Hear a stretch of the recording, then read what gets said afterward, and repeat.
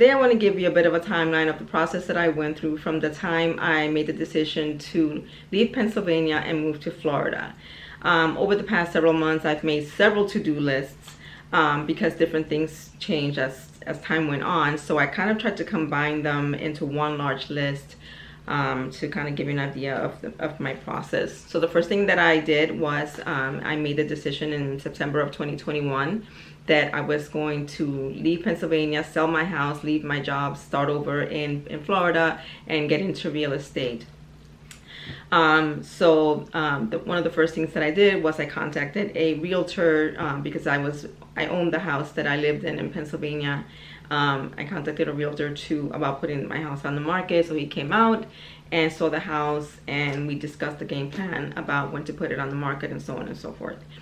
And then because I wanted to get my real estate license, I started researching on YouTube how to get my real estate license in Florida. So I figured that out, and then I started my pre-licensing course to get my real estate license in Florida. There will be a channel on this, there will be a video on this channel if it's not already up about that whole process. That I'll go into it more in another video.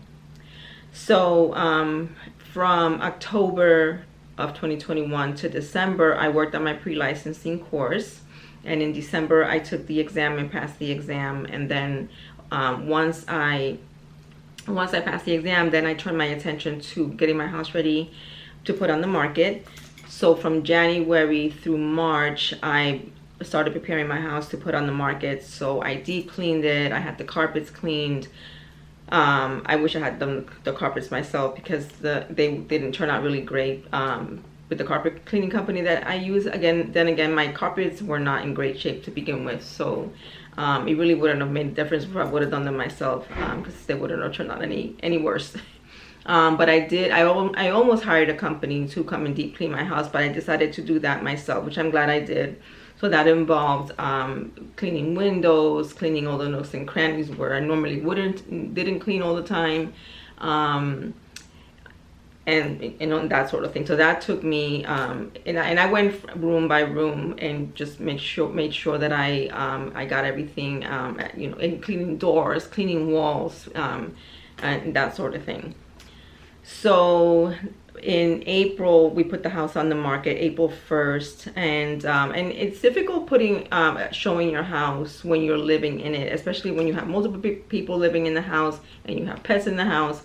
Because you can't be in the house when people are coming to see the house. So every time that somebody wants to come see the house, everybody has to clear out. We have to make sure that the house is tidy and so on and so forth.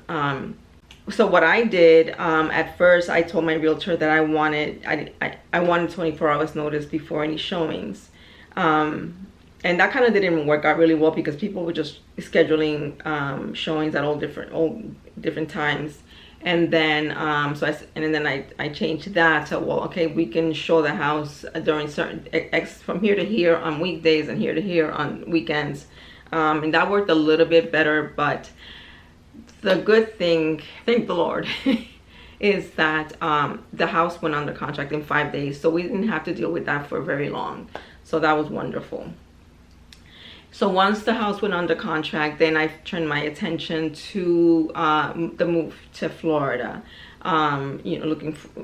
Deciding where I was going to live, or stay temporarily, which is the case for me. Also, one of the other thing that I did do is I did my post-licensing, my continuing education course for my real estate license. Even though I didn't really need to do that yet, I figured once I got here I was going to be really busy. So I wanted to go ahead and get that out of the way while I still had some time to do it over there. I don't know if I mentioned that the pre-licensing course is 63 hours. The post-licensing course is 45 hours, the initial one. After that, it's 14 hours. So I went ahead and took care of that. And then, my last day at my job there was May 31st. So I turned my resignation in May 1st because I had been there 20 years. I wanted to give them a month. I didn't want to just do 2 weeks. So I gave them a month's notice. And then from June 1st to my closing schedule, when my closing was scheduled, which was June 20th, I really focused on getting the house emptied out.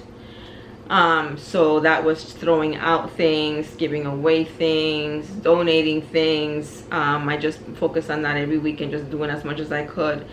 The last few days that we were in the house, that went into high speed. The very last few days that we were there, you know, furniture was taken down, things were taken out. There will be a video about that, showing that, like my house being packed up and things like that. The house being packed up, what went in my car, what went away, what went to storage, what went to got donated, what got thrown out. That video will not go up for several months, but it will be coming in several months. I got a PO box in Florida, because where I'm staying now is a temporary place, so I wanted to make sure that I have a permanent place where I could get mail, which I will keep the PO box even after I'm in my permanent place.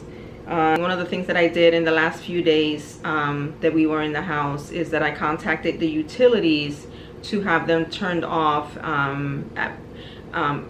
up to after a certain time. So basically the utilities needed to be turned off up to after closing. So I needed to have the utilities in my name up to and including closing. That being in Pennsylvania was the gas and well, I turned off the internet. Didn't really matter. It didn't really affect the buyers, because the internet was my thing. So I had the internet turned off as of the day that I left the house. I left the house a few days before closing, a couple days before closing. So I had the internet turned off as of the day that I left the house completely. And then the gas and electric got turned. I had them scheduled to turn them off after the day after closing. So I had to have them in my name up to and including the day of closing. And then the water, I didn't know. I found out was a little bit different. The water is actually supposed to be turned off by the buyers. So the way that it works is that when I called the water company to schedule to have it turned off, they said, well, no, the buyers have to contact us for an estimate of how much your bill, the bill will be, and then they'll put that in on your closing statement, and then they have to pay the bill. So I didn't know that. So there was actually a bill that had just generated that I went ahead and paid, so that any amount from that time to closing that I would still owe, I wanted to make sure that there was enough covered by whatever was put on the closing statement. Sure enough, when I got my closing statement, there was an allotment there for the water bill. I never knew that, so now I know. It's so funny because when I bought the house, I did get like a pass-through notice for the water. And I'm like, I just moved in here, what do you mean? I didn't know, nobody told me that. So it was my first house I'd ever bought. I had no idea. So now that made sense when he explained this to me, why, you know, I was getting a notice that the water bill was late. Anyway, so then we left the house a few days before closing, and stayed in a hotel, and then we closed. And then a couple days later, and there'll be a video about that whole situation, another video about that that hotel and all that in a future video. I'm not posting those up yet. And then we went to the Amtrak Auto Train, and you would have seen that video already on this channel about the Amtrak Auto Train. So we took the train to Florida, and then then we moved into this temporary location. And as you saw, if you watch the Amtrak Auto Train video, you'll see that my car was completely packed. So basically we came with whatever could fit in the car with me and Lily, which unfortunately was not everything that I wanted to bring with me, but whatever we were able to fit, we jam-packed that car. So we came here, and then we brought in almost everything that was in the car. There were a few things that we really didn't need to have in this space that I left in the car. And it took me about 3 days to kind of just get everything situated and put away where we are. Believe it or not, because when we first came in, we were just exhausted. Everything was just everywhere.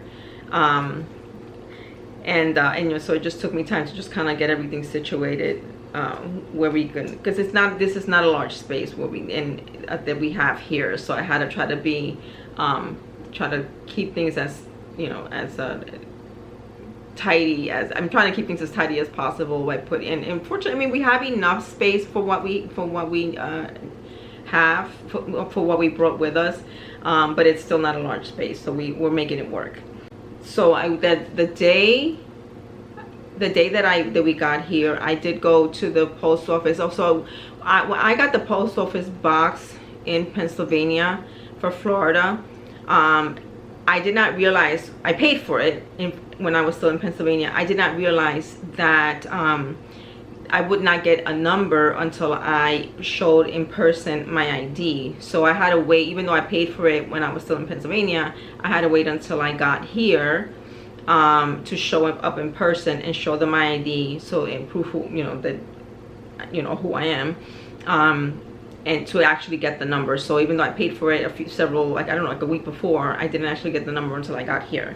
So I even that same day, I went ahead and found the post office and took care of that, because I wanted to have that PO box as soon as possible, because I needed to start changing, you know, my address and giving a change of address to, you know, as many people as I could. I also did buy a printer.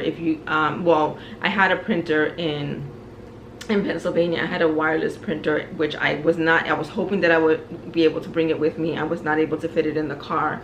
So I ended up buying this actually is a wired printer, which is working out fine actually. I did buy a printer because honestly, and I'm glad that I did, because, you know, there have been several things that I've needed to print out. So I did get that. And let's see. Oh, and then by law, I had to change my address with the Florida Real Estate Commission within 10 days of a new address. So I took care of that well within the 10 days. So I took care of that. That was, and again, I don't know if my real estate video about how I got my license has gone up yet. It probably has. That's done through the Department of Business and Professional Regulation. I went ahead on there. I went on there on the website and changed my address there,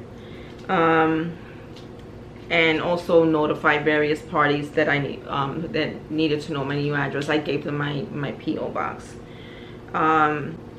So the next thing that I did is I contacted an insurance broker about getting auto insurance here in Florida. Now, of course, I did already have auto insurance on my car, and I don't know if the video there is a video about me transferring my license and transferring my car to Florida. It's probably already up on the channel. I misspoke in that video, and I said that I transferred my car insurance over, but that was actually wrong, and I try to correct that in the about section, because I didn't correct it, and I didn't put a caption up on the actual video, because I realized that after I had already edited the video that I misspoke there. But what I'm saying is that I didn't transfer my car insurance from Pennsylvania to Florida. What I did was, when I got here, before I went to transfer my vehicle registration and tax and all that, I got brand new insurance for my vehicle. I contacted a broker, an insurance broker, which normally I don't use insurance brokers, because I normally just go straight to the insurance company. But the reason that I contacted an insurance broker to get insurance in Florida is because my understanding was that auto insurance in Florida is extremely expensive. I don't know if I mentioned this already earlier in this video, but I've been on various Facebook groups about people wanting to move to Florida. And I came across a gentleman who owns an insurance brokerage firm that a lot of people were recommending, So I contacted him about getting insurance here, because he's able to look at the various insurance companies that he works with and try to get the best rates. And a lot of people were very satisfied working with him.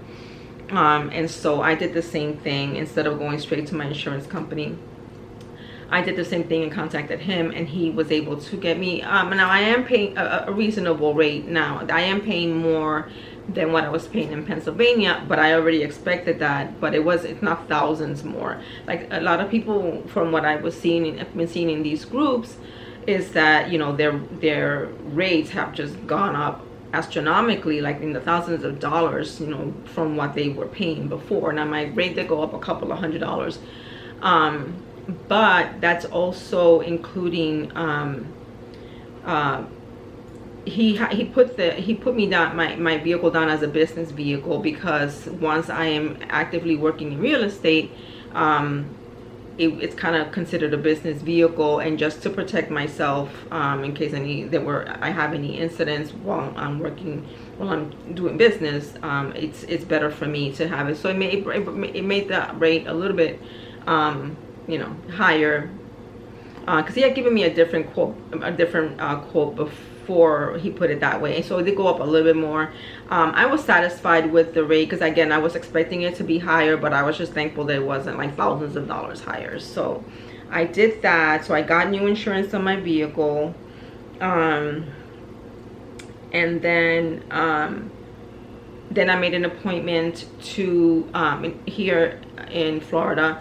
You need to make an appointment to get your driver's license. So I made an appointment, and there'll be a video about that here if it's not already up. I made an appointment to get my driver's license, to transfer my vehicle, and to get my daughter's state ID. So we did that. We took care of that. That went fine. So the next thing that I did is that I activated my real estate license, and that means that I affiliated it with a brokerage. So a brokerage would be like a Howard Hanna or a Keller Williams or a Berkshire Hathaway, Coldwell Banker, or, you know, those are brokerages. So I affiliated. I hung my license with a brokerage. So which means that I activated it, and so now I'm in the process of doing all the onboarding. I'm still in the process of doing all the onboarding for that. By the time you see this, that's probably already done. So that's about it. I've also been working on YouTube, creating YouTube content and editing videos, which has been a lot of fun. I've been enjoying doing that. So I hope that this has been helpful. If you have any specific questions that I can help answer, I'd be more than happy to if I can. And I will see you next time.